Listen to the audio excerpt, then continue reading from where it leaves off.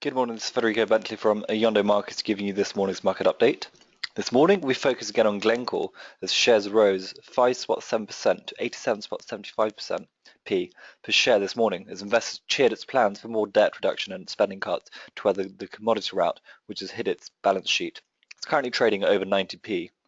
In a statement released ahead of its annual Investor Day, the commodities miners and trader now targets net debt of $18 billion, around £11.9 billion to $19 billion by the end of 2016, lower than the previous target of $20 billion.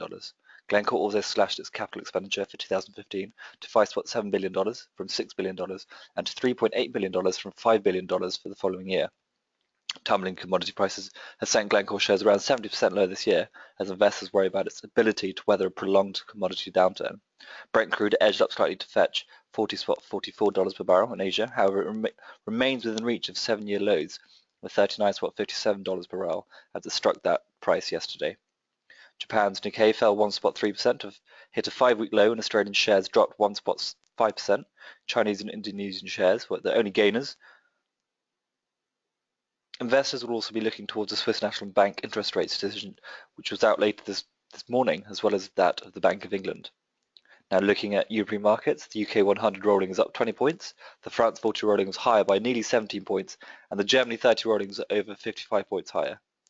Now for some corporate news, Sports Direct Group revenue was largely flat at £1.4 billion in the 26 weeks to 25th of October, while trading since this period has been in line with expectations.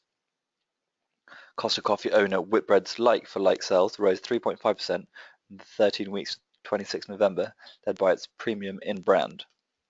And Centrica said its full year's earnings outlook is in line with expectations, despite the impact from a second gas price reduction in British Gas residential and previously reported system implementation issues in British Gas business.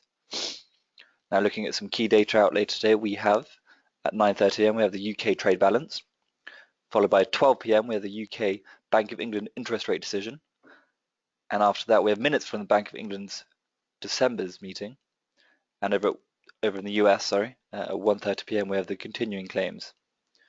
That's all for today's news, so thank you very much for listening and all the best on your day's trading.